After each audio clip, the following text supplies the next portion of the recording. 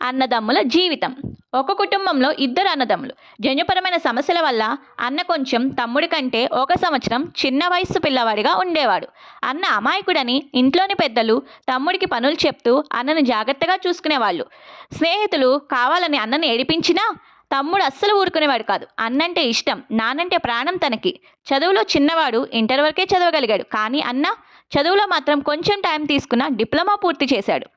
తల్లిదండ్రులకి చాలా ఆనందం వేసింది. ఆ ఇల్లెప్పుడు ఆనందంతో బంధువులు వస్తూ పోతూ సందడిగా ఉండేది. తమ్ముడు మొదటి నుంచి కష్టపడే వ్యక్తి కాబట్టి చిన్న చిన్న ఉద్యోగాలు చేయడం మొదలుపెట్టాడు.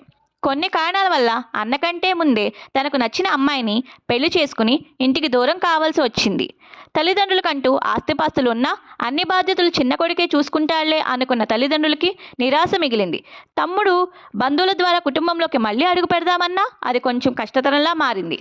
అన్నదమ్ములు ఒకరికొకరు వదులుకోకుండా కలుస్తూనే ఉన్నారు. తమ్ముడికి మాత్రం నానంటే ప్రాణం కాబట్టి ఆయన పిలుపు కోసం ఎదురు చూస్తున్నాడు. రోజులు గడుస్తున్నాయి. ఒకరోజు అన్న తమ్ముడికి తల్లిదండ్రుల గురించి చెప్తూ, ఒరేయ్ తమ్ముడు, ధైర్యంగా ఉండు, అంతా మంచే జరుగుతుంది, కొంత సమయం పడుతుంది దేనికైనా అన్నప్పుడు అమాయకుడు అందరూ అన్న తన అన్నయ్య ఇంతలా మారినందుకు తన సంతోషానికి అవధుల్లేవు. కానీ కొంతమందిలో ప్రవర్తనలో మార్పు అనేది సహజంగానే రావచ్చు, లేదా ఇలా అనుకోని కుటుంబంలోని సంఘటనల వల్ల రావచ్చు. ఇలాంటి అన్నదమ్ముల అనుబంధానికి ఆ కుటుంబ సభ్యులు తోడు కూడా ఉండాలని కోరుకుంటూ మీ దియా.